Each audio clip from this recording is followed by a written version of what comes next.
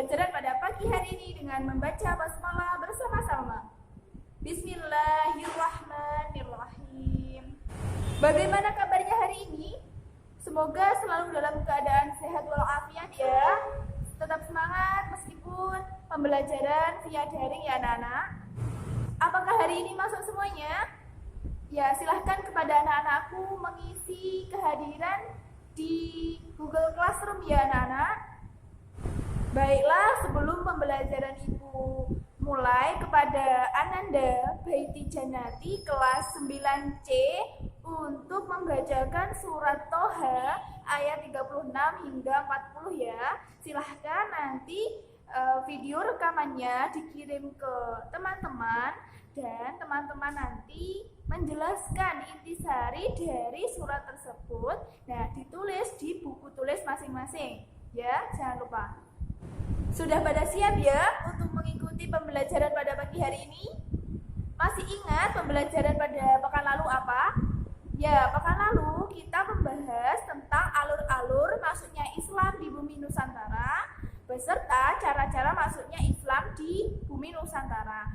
Untuk pertemuan kali ini kita akan membahas topik mengenai kerajaan-kerajaan Islam yang ada di bumi Nusantara. Ya, sebelum itu, Ibu Silvi akan membacakan kompetensi yang harus dimiliki siswa pada pertemuan kali ini. Pada materi kerajaan-kerajaan Islam di Nusantara, kompetensi yang harus dimiliki siswa adalah memahami sejarah perkembangan Islam di Nusantara, serta manfaat yang akan diperoleh siswa nantinya setelah melampaui materi kerajaan Islam di Indonesia ini. Siswa dapat memaparkan sejarah kerajaan-kerajaan Islam yang ada di Nusantara. Sebelum itu, Ibu Silvi akan sampaikan poin-poin inti materi pada hari ini. Nah, kita akan membahas 9 kerajaan Islam yang ada di Nusantara. Cakupan penilaiannya yaitu sikap dan terutama nanti adalah aspek keterampilan. Baiklah, untuk itu kita akan memasuki kegiatan inti, yakni pemaparan dari materi tersebut. Kerajaan-kerajaan Islam yang ada di Indonesia atau di bumi Nusantara, silahkan disimak penjelasan berikut ini.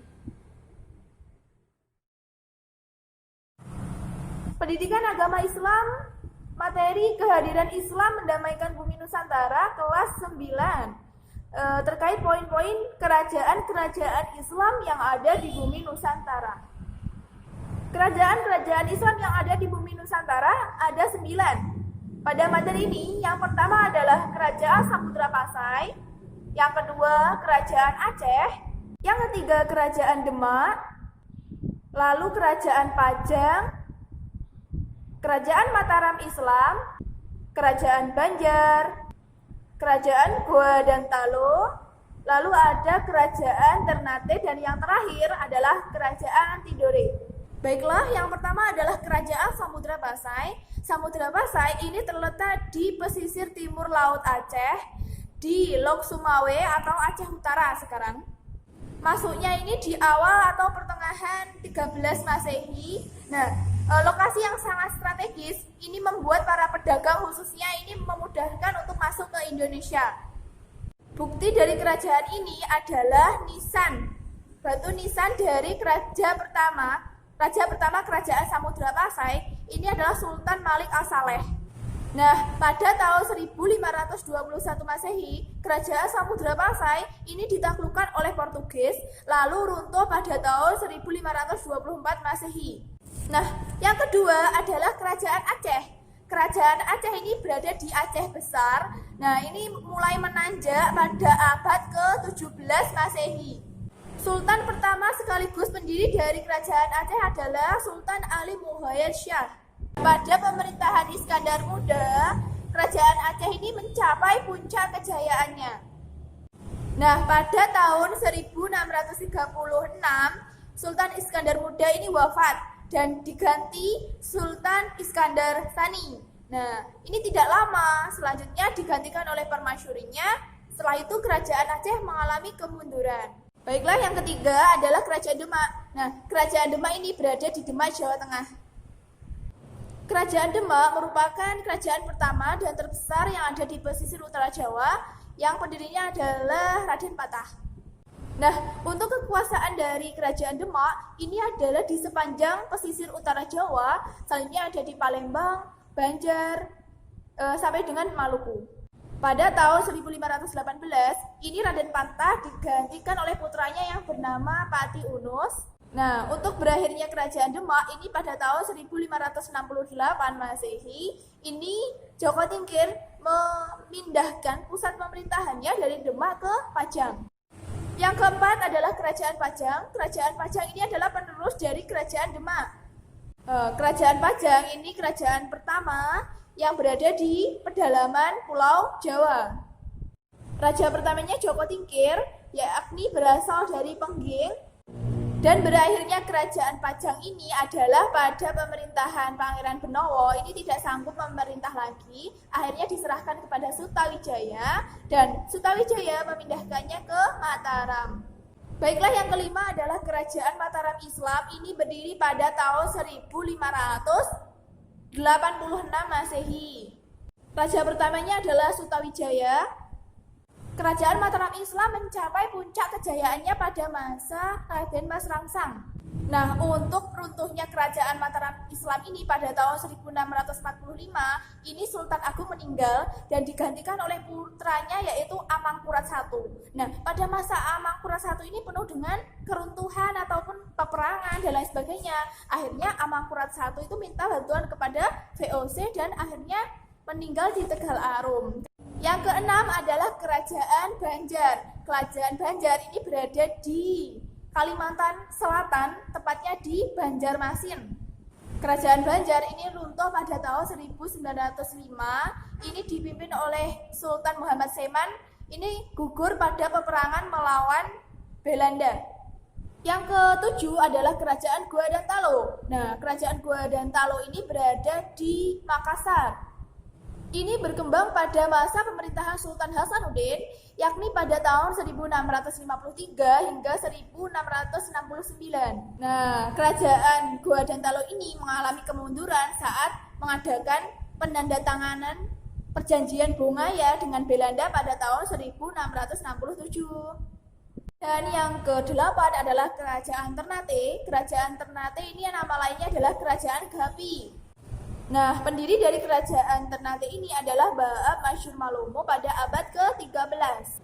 Masa kejayaannya adalah pada masa Sultan Baabullah. Raja pertama yang menganut agama Islam adalah Sultan Zainal Abidin dan mengalami kemunduran saat kerajaan Ternate dan Tidore ini diadu domba oleh Portugis. Baik, yang terakhir adalah Kerajaan Tidore. Nah, ini raja pertamanya adalah Muhammad Nakal. Pada tahun 1471 Masehi, ini agama Islam masuk di Tidore, mengalami masa kejayaan pada pemerintahan Sultan Nuku. Nah, Sultan Nuku ini mempersatukan antara kerajaan Ternate dan Tidore ini untuk melawan Inggris. Seperti tadi kerajaan Ternate, bahwasanya kerajaan Tidore ini mengalami kemunduran atau berakhir setelah diadu domba dengan kerajaan Ternate. Jadi kerajaan Ternate dan Tidore ini berakhir saat diadu domba oleh pemerintah Portugis. Baiklah anak-anak, setelah kalian menyimak dari penjelasan Ibu Silvi tadi, sekarang waktunya kita berdiskusi ya. Silahkan lebih aktif lagi dalam pembelajaran ini nanti sampai selesai ya. Ya, silahkan berdiskusi dengan jujur, disiplin, dan bertanggung jawab ya. Baiklah anak-anak, setelah kita melakukan diskusi sekaligus tadi sudah memahami penjelasan materi dari Ibu Silvi, selanjutnya Ibu akan menyimpulkan materi kita pada pagi hari ini. Nah, kita tadi mempelajari kerajaan-kerajaan Islam yang ada di Nusantara, di Indonesia. Ini ada 9. Nah, yang pertama adalah Kerajaan Samudra Pasai, yang kedua Kerajaan Aceh, yang ketiga Kerajaan Demak, yang keempat Kerajaan Pajang. Selanjutnya ada Kerajaan Mataram Islam, Kerajaan Banjar, Kerajaan Goa dan Talo, dan yang terakhir adalah Kerajaan Ternate dan Tidore. Baiklah anak-anak, Ibu Silvi rasa semuanya sudah memahami materi kita pada kesempatan kali ini ya. Baiklah untuk anak-anakku semuanya, jangan lupa penugasan hari ini adalah kalian membuat peta konsep dari pembelajaran hari ini. Materi hari ini tentang kerajaan-kerajaan Islam yang ada di bumi Nusantara beserta materi pada pertemuan lalu, yakni alur-alur masuknya Islam di Nusantara sekaligus cara-cara masuknya Islam di bumi Nusantara. Jangan lupa untuk mengerjakan, dikumpulkan di tugas kelas ya anak-anak. Baiklah, sebelum Ibu Silvi akhiri pada pembelajaran pagi hari ini, Ibu Silvi harap anak-anak di rumah tetap belajar dengan penuh semangat, tetap jaga protokol kesehatan dimanapun anak-anak berada, tetap jaga kesehatan, tetap semangat dalam menuntut ilmu meskipun pembelajaran pada masa ini adalah pandemi yakni COVID-19 ya. Tetap semangat. Kita sama-sama berdoa semoga pandemi COVID-19 ini segera berakhir dan anak-anak bisa bertatap muka dan bisa bertemu dengan Bapak Ibu guru di sekolahnya masing-masing. Sebelum Ibu Silvi akhiri, baiklah kita berdoa bersama-sama. Kita tutup pembelajaran pada pagi hari ini dengan membaca hamdalah dan doa kafaratul majlis. Alhamdulillahirabbil alamin. Subhanakallahumma wa bihamdika asyhadu an la ilaha illa anta astaghfiruka wa atubu ilaik. Akhiran, ada kurang lebihnya Bu Silvi mohon maaf yang sebesar-besarnya. Semoga kita dapat berjumpa dan bertatap muka. Billahi fi sabilil haq fastabiqul khairat. Wassalamualaikum warahmatullahi wabarakatuh.